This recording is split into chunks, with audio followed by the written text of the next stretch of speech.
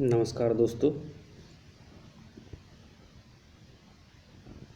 आपका फिर से हार्दिक स्वागत है आज की सेशन में।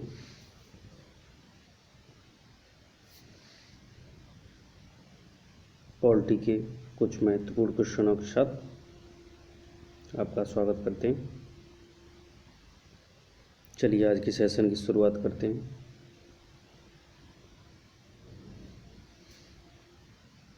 हमारा पहला क्वेश्चन है, अविश्वास प्रस्ताव के संदर्भ में निम्नलिखित में से कौन सा सही है। मतलब इसमें ये 3 गलत होंगे, एक सही होगा। अविश्वास प्रस्ताव के बारे में बात कर रहा है। पहला क्वेश्चन है, ऑप्शन है, प्रस्ताव के समर्थन में लोकसभा में 50 व राज्यसभा में 25 सदस्यों की स्वीकृति अनिवार्य है। दूसरा, इसका उल्लेख अनुच्छेद 76 में किया गया है।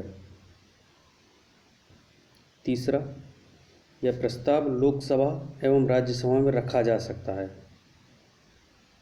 चौथा, इसका अभिप्राय सदन में बहुमत प्राप्ति की व्यावहारिकता को जांचना है।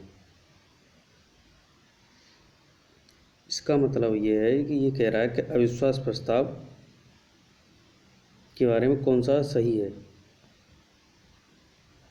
तो आप एक चीज़ ध्यान रखें, अविश्वास प्रस्ताव चाहे राज्य सरकार के खिलाफ आए, चाहे केंद्र सरकार के खिलाफ आए, वो हमेशा से निचले सदन में रखा जाता है, विधानसभा में या लोकसभा में। राज्यसभा या विधान परिषद से उसका कोई संबंध नहीं होता है इसका। और अविश्वास प्रस्ताव हमेशा विपक्ष लेके आता है और विश्वास प्रस्ताव हमेशा सरकार लेके आती है। इसलिए इसका सही आंसर है ऑप्शन डी, इसका अभिप्राय सदन में बहुमत प्राप्ति की व्यावहारिकता को जांचना है। चलिए अगला क्वेश्चन देखते हैं।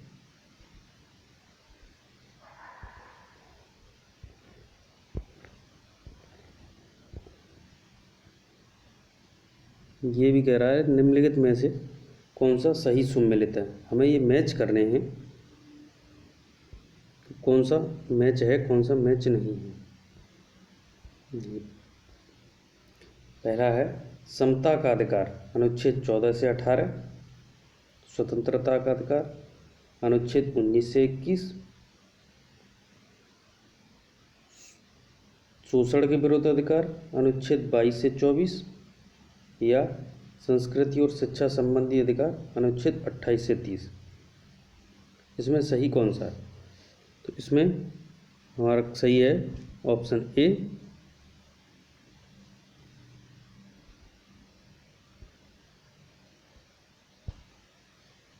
समता का अधिकार अनुच्छेद 14 से 18, ये सही है। बाकी तीनों मैच नहीं करते हैं। चलिए अगला क्वेश्चन देखते हैं।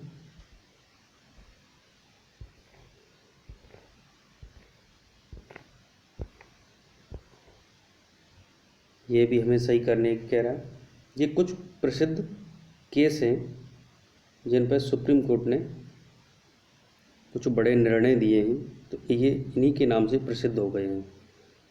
पहला ऑप्शन है, केशवानंद भारती वाद 1973 में हुआ था। दूसरा, IR कोएल्हो वाद 2006 में हुआ था। तीसरा, मिनर्वा मिल्स वाद 1982 में हुआ था। चौथा है, मेनका गांधी वाद 1980 में हुआ था। इसका सही आंसर है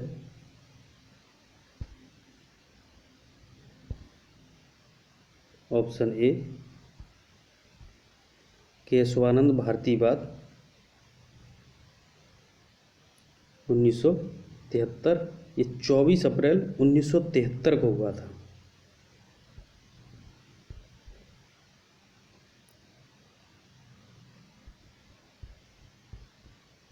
24 अप्रैल 1973 को ये हुआ था।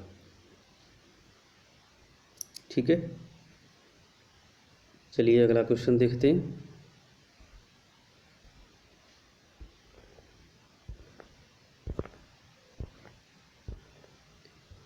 राज्यपाल की नियुक्ति का प्रावधान कौन से अनुच्छेद में दिया गया है?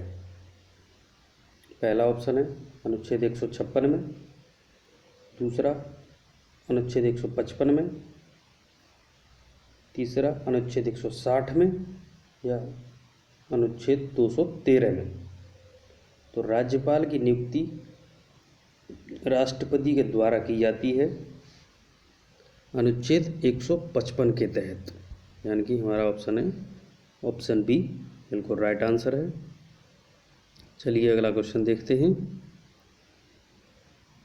उससे पहले अनुच्छेद 213 के तहत राज्यपाल अध्यादेश जारी करता है। ठीक है, चलिए अगला क्वेश्चन देखते हैं।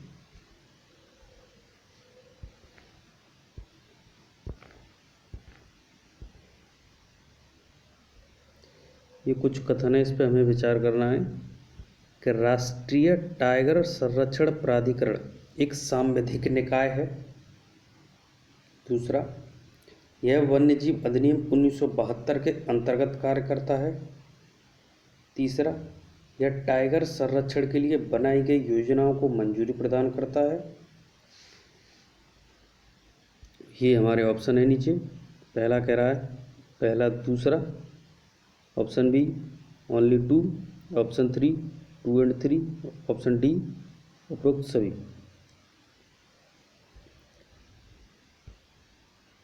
तो हम देखते हैं, राष्ट्रीय टाइगर संरक्षण प्राधिकरण एक सांविधिक निकाय है।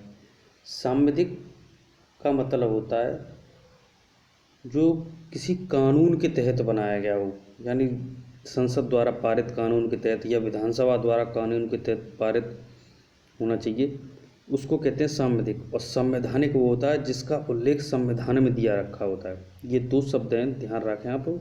सांविधिक किसी कानून के तहत, और संवैधानिक संविधान में उल्लिखित। ये पहला बिल्कुल सही है। राष्ट्रीय टाइगर संरक्षण प्राधिकरण एक सांविधिक निकाय है। दूसरा है, यह वन्यजीव अधिनियम 1972 के अंतर्गत कार्य करता है, बिल्कुल सही है। तीसरा है, यह टाइगर संरक्षण के लिए बनाई गई योजनाओं को मंजूरी प्रदान करता है, बिल्कुल ये भी सही है। इसलिए हमारा इसमें राइट आंसर है ऑप्शन डी उपरोक्त सभी। चलिए अगला क्वेश्चन देखते हैं।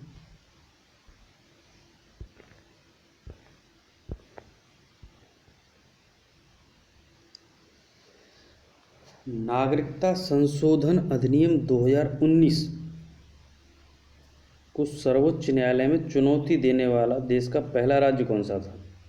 जो 2019 में नागरिकता संशोधन अधिनियम में संशोधन हुआ था, नागरिकता अधिनियम में, तो उसको सर्वोच्च न्यायालय में चुनौती देने वाला देश का पहला राज्य कौन सा था? तमिलनाडु, आंध्र प्रदेश, केरल या महाराष्ट्र? इसका सही आंसर है ऑप्शन सी केरल। चलिए अगला क्वेश्चन देखते हैं।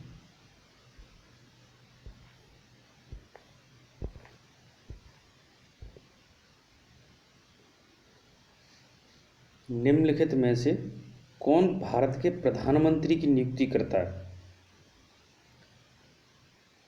ऑप्शन ए भारत के राष्ट्रपति, भारत के मुख्य चुनाव आयुक्त, भारत के नियंत्रक व महालेखा परीक्षक, या भारत के मुख्य न्यायाधीश। जैसा कि आप लोग जानते होंगे, जो लोकसभा के चुनाव होते हैं उनमें जो सबसे बड़ी पार्टी उभर के आती है उसके नेता को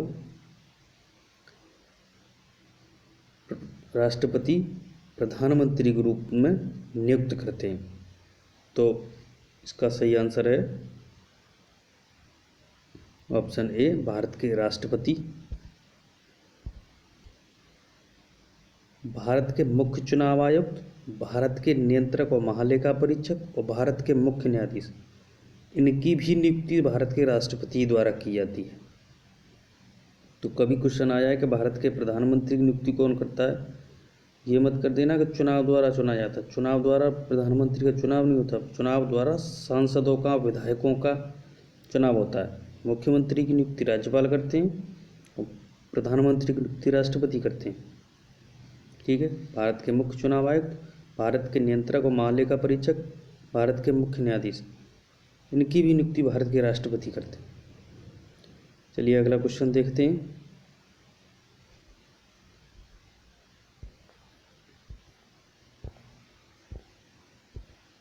राष्ट्रीय मानवाधिकार आयोग में कितने सदस्य होते हैं?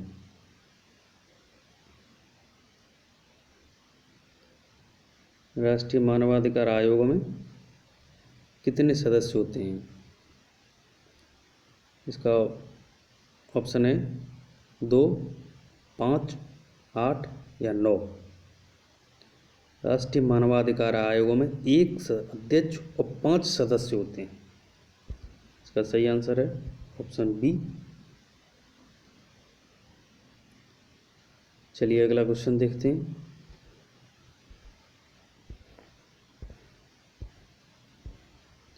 प्रशासनिक सुविधा के लिए उत्तर प्रदेश राज्य में कितने मंडल मौजूद हैं?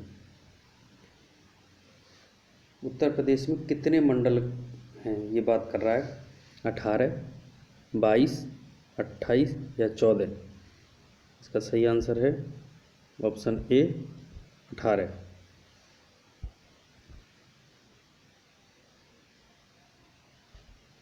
चलिए अगला क्वेश्चन देखते हैं।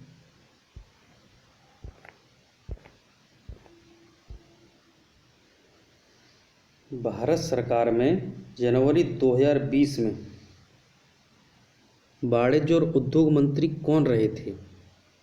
श्रीमती निर्मला सीतारमण, श्री धर्मेंद्र प्रधान, श्री पीयूष गोयल या श्री प्रकाश जावड़ेकर। इसका सही आंसर है ऑप्शन सी श्री पीयूष गोयल। ये जनवरी 2020 में वाणिज्य एवं उद्योग मंत्री थे। चलिए अगला क्वेश्चन देखते हैं।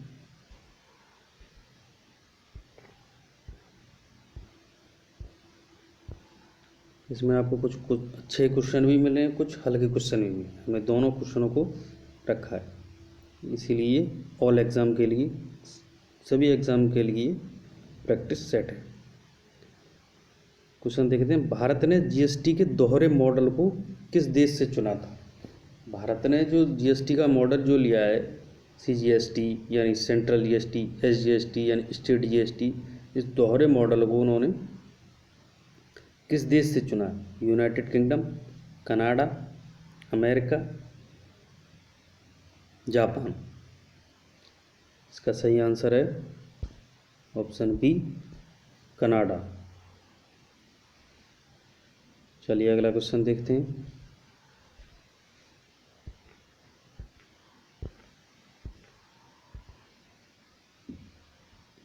निम्नलिखित में से किस आयोग या समिति ने सर्वप्रथम भाषा के आधार पर प्रांतों के गठन की बात स्वीकार की थी?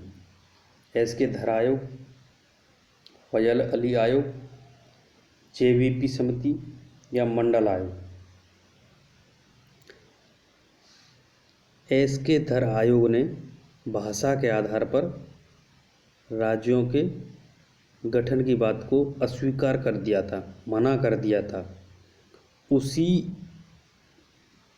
एस.के. धर आयोग की रिपोर्ट के आधार पर एक समिति बनाई गई थी, जेवीपी समिति, जिसमें जवाहरलाल नेहरू, वल्लभ भाई पटेल और पट्टाभी सीतारमैया, इसलिए जेवीपी समिति कहते हैं इसको। इन तीनों के एक समिति बनाई गई थी।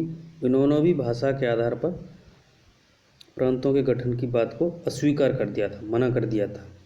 मंडल आयोग ओबीसी के आरक्षण से संबंधित है, इसलिए हमारा इसका सही आंसर है ऑप्शन बी फजल अली आयोग। इन्होंने भाषा के आधार पर प्रांतों के गठन की बात को स्वीकार किया था।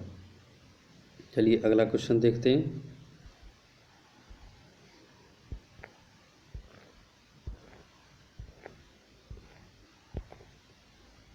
ये पूछ रहा है कौन सा विभिन्न आयोगों में से कौन सा संवैधानिक आयोग नहीं। अभी मैंने आपको बताया था संवैधानिक और सांविधिक। सांविधिक मतलब संसद द्वारा पारित कानून के तहत, संवैधानिक संविधान में उल्लिखित। अब ये पूछ रहा है कि इसमें कौन सा ऐसा है जिसका संविधान में उल्लेख नहीं है। राष्ट्रीय पिछड़ा वर्ग आयोग, केंद्रीय सतर्कता आयोग, अनुसूचित जातियों के लिए राष्ट्रीय आयोग या वित्त आयोग। इसका सही ऑप्शन है ऑप्शन बी, केंद्रीय सतर्कता आयोग, क्योंकि राष्ट्रीय पिछड़ा वर्ग आयोग का भी संविधान में उल्लेख है, अनुसूचित जातियों के लिए राष्ट्रीय आयोग, अनुसूचित जनजातियों के लिए राष्ट्रीय आयोग, दोनों का, वो वित्त आयोग का भी संविधान में उल्लेख है। परंतु केंद्रीय सतर्कता आयोग सीवीसी, सेंट्रल विजिलेंस कमीशन का संविधान में कोई उल्लेख नहीं है। चलिए अगला क्वेश्चन देखते हैं।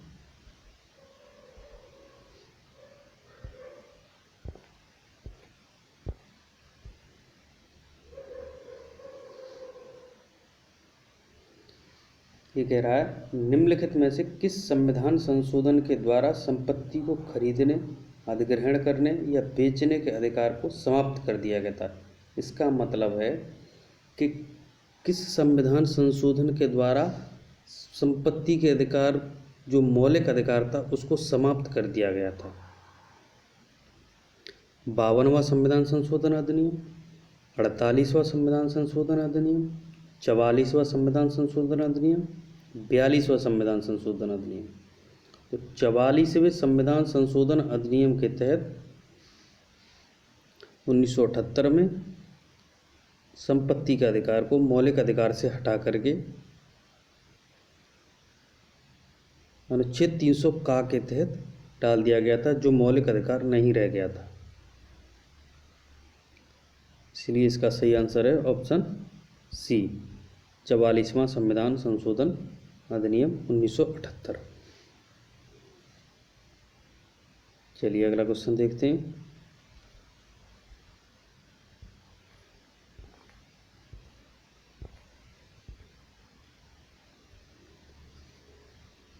ये पूछ रहा है कौन सा विषय समवर्ती सूची से संबंधित नहीं है।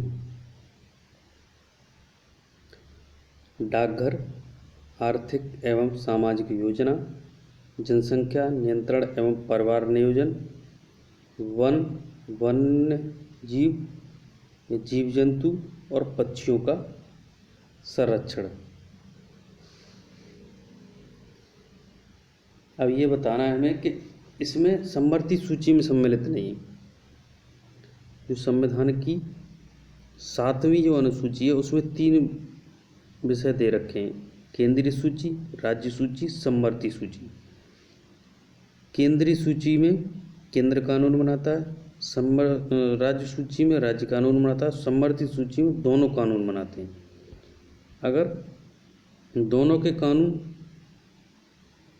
क्लैश होते हैं तो केंद्र के कानून को वरीयता दी जाती है, यानी केंद्र का कानून उस जगह मान्य होगा, राज्य का कानून उस जगह मान्य नहीं होगा। और ये पूछ रहा है कि समवर्ती सूची में कौन सा विषय नहीं है। तो आर्थिक एवं सामाजिक योजना, जनसंख्या नियंत्रण एवं परिवार नियोजन और वन्य जीव जंतुओं और पक्षियों का संरक्षण, ये तीनों समवर्ती सूची में हैं। डाकघर केंद्रीय सूची का विषय है, न कि समवर्ती सूची का। ठीक है, अगला क्वेश्चन देखते हैं।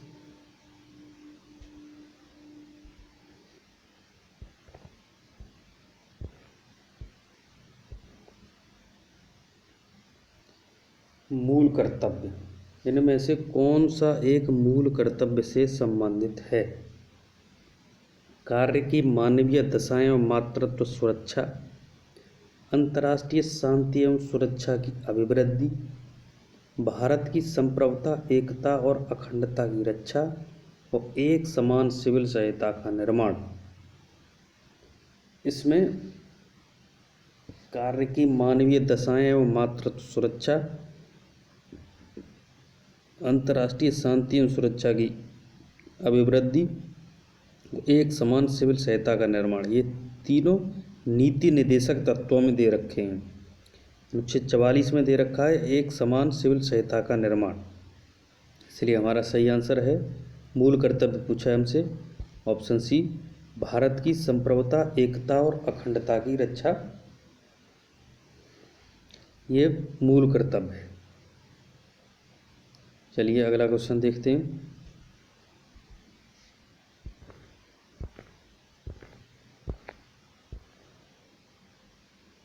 निम्नलिखित में से किन विधेयकों पर गतिरोध की स्थिति में संविधान द्वारा संयुक्त बैठक की एक असाधारण व्यवस्था की गई है? मतलब लोकसभा और राज्यसभा में अगर कोई बिल पास किए जाते हैं और दोनों सदन उनको किसी भी जो संशोधन राज्यसभा करती है उसको लोकसभा नहीं मानती, और जिसको लोकसभा करती है उसको राज्यसभा नहीं मानती, इसलिए दोनों सदनों में गतिरोध उत्पन्न हो जाता है। उसके लिए संयुक्त बैठक का एक प्रावधान किया गया है। वो किस जो असाधारण व्यवस्था की गई है संविधान द्वारा, वो किस विधेयक के लिए की गई है? साधारण विधेयक, संविधान संशोधन विधेयक, धन विधेयक या बी और सी दोनों? तो मैं आपको बता दूं, संविधान संशोधन विधेयक या धन विधेयक के लिए कोई संयुक्त बैठक का प्रावधान नहीं है। ये सिर्फ और सिर्फ साधारण विधेयक के लिए प्रावधान है, इसलिए ऑप्शन ए राइट आंसर।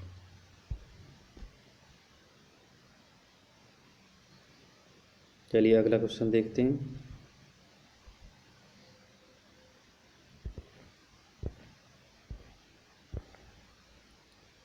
नियंत्रक एवं महालेखा परीक्षक कैग सीएजी के वार्षिक प्रतिवेदनों एवं सार्वजनिक व्यय में तकनीकी अनियमितता की जांच से संबंधित समिति कौन सी है?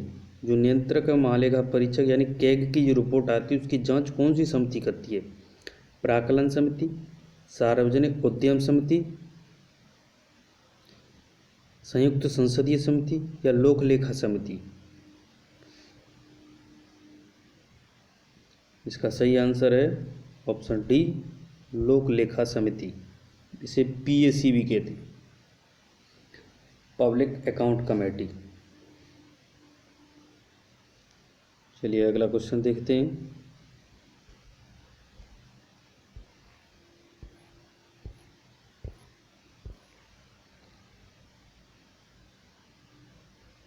उत्तर प्रदेश में ग्राम प्रधान का निर्वाचन कैसे होता है? पंचायत की सीमा क्षेत्र में निवास करने वाले सभी सदस्यों द्वारा, पंचायत की सीमा क्षेत्र में निवास करने वाले सभी वयस्क सदस्यों द्वारा, पंचायत की सीमा क्षेत्र की निर्वाचन सूची में सम्मिलित सभी निर्वाचकों द्वारा या ग्राम सभा के द्वारा? ग्राम सभा के सदस्यों द्वारा। तो जो पंचायत में दो चीज़ होती हैं, एक होती है ग्राम सभा, एक होती है ग्राम पंचायत। ग्राम सभा वो होती है जिसमें 18 साल से ऊपर के सारे वयस्क आते हैं उसमें ग्राम सभा के, और निर्वाचक सूची में जिनका नाम होता है पंचायत की सीमा क्षेत्र की निर्वाचन सूची में 18 साल से ऊपर, वोटर लिस्ट में जिसका नाम होता है वो लोग ग्राम प्रधान का निर्वाचन करते हैं। और ग्राम पंचायत प्रधान और प्रधान जो सदस्य चुने जाते हैं ग्राम पंचायत के सदस्य, उन दोनों को मिला करके, प्रधान और सदस्यों को मिला करके ग्राम पंचायत बनती है। ग्राम सभा एक बड़ी चीज़ है, ग्राम पंचायत एक उसमें से चुनी हुई चीज़ है। ग्राम सभा के निर्वाचन सूची में सम्मिलित लोगों द्वारा चुनी जाती है। तो ग्राम सभा के की जो निर्वाचन सूची होती है उसमें से ग्राम पंचायतों का चुनाव होता है, प्रधान का और उनके सदस्यों का। इसलिए इसका सही आंसर है ऑप्शन सी, पंचायत की सीमा क्षेत्र की निर्वाचन सूची में सम्मिलित सभी निर्वाचकों द्वारा। और इसका चुनाव राज्य चुनाव आयोग संपादित करता है। चलिए अगला क्वेश्चन देखते हैं।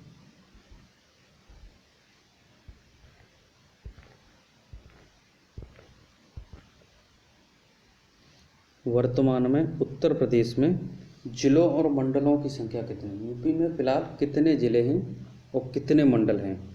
75 मंडल, 75 जिले, 18 मंडल, 78 जिले, 19 मंडल, 78 जिले, 18 मंडल, 75 जिले, 19 मंडल। इसका सही आंसर है अभी उत्तर प्रदेश में 75 जिले और 18 मंडल हैं। नवीनतम मंडल अलीगढ़ मंडल है।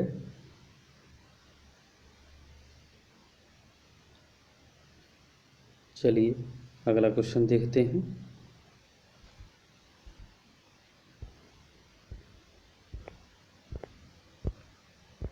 भारत में पर्यावरण संरक्षण अधिनियम कब पारित किया गया था? 1972 में, 1980 में, 1986 में, 1976 में। इसका सही आंसर है ऑप्शन सी 1986। चलिए अगला क्वेश्चन देखते हैं।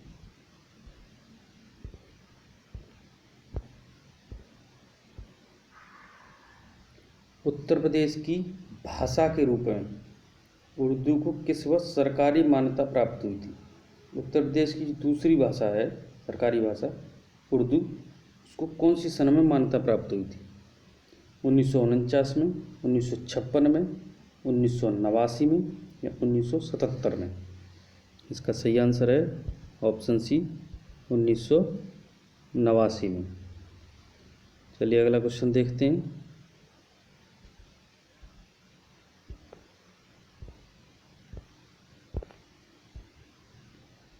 राष्ट्रपति को जानकारी देने के संबंध में प्रधानमंत्री के कर्तव्यों का उल्लेख है। अनुच्छेद 78, अनुच्छेद 76, अनुच्छेद 75, अनुच्छेद 79, 79। इसका सही आंसर है ऑप्शन ए अनुच्छेद 78। प्रधानमंत्री का कर्तव्य है राष्ट्रपति को जानकारी देना।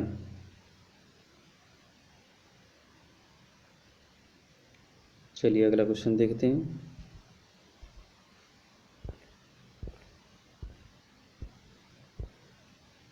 लोकहितवाद की संकल्पना का प्रारंभ हुआ था। लोकहितवाद मतलब उसको क्या कहते हैं? लोकहितवाद, जनहित याचिका, आपने नाम सुना होगा जनहित याचिका। उसकी संकल्पना का प्रारंभ कहाँ हुआ था? भारत में, अमेरिका में, ब्रिटेन में या आयरलैंड में? इसका सही आंसर है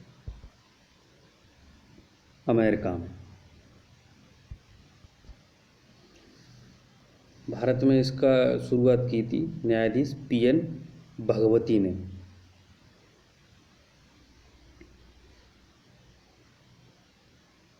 चलिए अगला क्वेश्चन देखते हैं।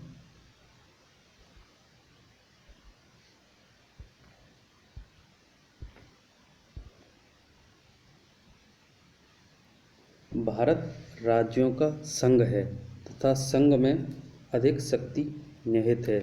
यह विचार किस देश के संविधान से प्रेरित है? कनाडा, आयरलैंड, ब्रिटेन या अमेरिका? ये जो विचार है मतलब संघ है भारत, उस संघ में अधिक शक्ति है, ये विचार लिया गया था कनाडा के संविधान से। इसलिए हमारा राइट आंसर है ऑप्शन ए कनाडा। चलिए अगला क्वेश्चन देखते हैं।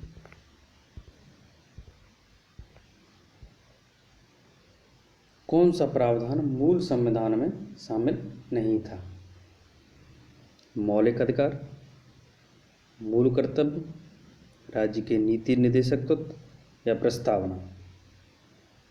मौलिक अधिकार भी थे, राज्य के नीति निर्देशक तत्व भी थे और प्रस्तावना भी थी। मूल कर्तव्य मूल संविधान में शामिल नहीं थे, इनको बाद में जोड़ा गया है स्वर्ण सिंह समिति के सिफारिश पर, इसलिए हमारा राइट आंसर है ऑप्शन बी मूल कर्तव्य। चलिए अगला क्वेश्चन देखते हैं।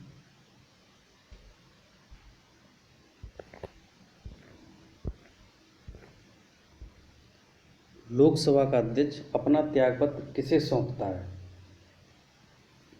लोकसभा के उपाध्यक्ष को, प्रधानमंत्री को, राष्ट्रपति को या उपराष्ट्रपति को? इसका सही आंसर है ऑप्शन ए लोकसभा के उपाध्यक्ष को, वो अपना त्यागपत्र सौंपता है। लोकसभा का उपाध्यक्ष अध्यक्ष को सौंपता है। चलिए अगला क्वेश्चन देखते हैं। यह आज का हमारा अंतिम प्रश्न है। राज्य के एक कथन है असर्सन राज्य के नीति निर्देशक तत्वों के क्रियान्वयन की कोशिश न ही केंद्र और न ही राज्य सरकार द्वारा की गई है। कारण क्या कह रहा है? रीजन, नीति निर्देशक तत्व न्यायालय द्वारा प्रवर्तनीय नहीं। ये सही बात है। नीति निर्देशक तत्व केंद्र सरकार और राज्य सरकार को काम करने की प्रेरणा देते हैं, पर इनको लेकर के हम कोर्ट नहीं आ सकते, इनको लागू नहीं करा सकते। जबकि मौलिक अधिकारों को लेकर हम कोर्ट जा सकते हैं और वो कोर्ट से लागू करा सकते हैं। तो इसमें पहला गलत है। ये कह रहा है कि ना केंद्र ने कभी कोशिश की ना राज्य सरकारों ने कोशिश की है, और कारण नीति निर्देशक तत्व न्यायालय द्वारा प्रवर्तनीय नहीं है, लागू नहीं है। ये बात सही है, इसलिए ए गलत है, हमारा आर सही है और ये ऑप्शन डी में है। बाकी तो पहला कह रहा है ए आर दोनों सही है, या ए व्याख्या कर रहा है, या ए आर दोनों सही है व्याख्या नहीं कर रहा है। ए सही है, आर गलत है, ए गलत है परंतु आर सही है, इसलिए हमारा सही ऑप्शन है ऑप्शन डी। हमारा ए गलत है, आर सही है। Right answer option D. ये हुआ हमारा आज का सेशन। मिलते हैं फिर नेक्स्ट सेशन में कुछ नए प्रश्नों के साथ। तब तक के लिए नमस्कार, बहुत बहुत धन्यवाद। चैनल को सब्सक्राइब करना ना भूलें, लाइक शेयर जरूर करते रहें। धन्यवाद।